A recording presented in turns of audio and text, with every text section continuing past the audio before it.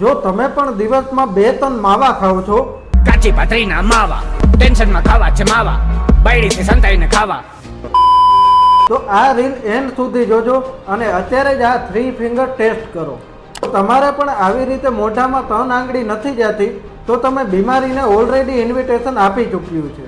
Medical સાયન્સમાં આ પ્રોબ્લેમને OSMF એટલે કે ઓરલ સબમ્યુકસ ફાઇબ્રોસિસ કહેવાય છે, જેમાં તમારા ગાલની અંદરની ચામડી એકદમ કડક અને પ્લાસ્ટિક જેવી થઈ જાય છે.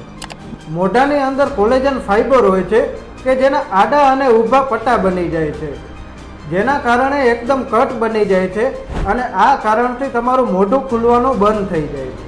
મેન યાદ રાખો, આ વસ્તુ માવા ખાવાથી નથી થતી, પરંતુ સોપારી ખાવાથી પણ થાય છે. અને તમે કહેતા હશો કે હું તો ખાલી સોપારી જ ખાઉં છું, પણ સોપારીના લીધે જ તમે OSMF એટલે કે મોઢું ન ખુલવાની બીમારીને આમંત્રણ આપો છો. એટલે જ આજથી જ માવો ખાવાનું બંધ કરો અને જો સોપારીની આદત હોય તો એ બી હવે બંધ કરી દો. અને તમને અથવા તો તમારા મિત્રને મોઢું ન ખુલવાની બીમારી હોય તો અત્યારે જ અમારા પેજને ફોલો કરજો અને કમેન્ટમાં યસ લખજો. એટલે હું તમને અત્યારે જ તમારા DMમાં મોકલીશ કે આના માટે શું કરવું જોઈએ.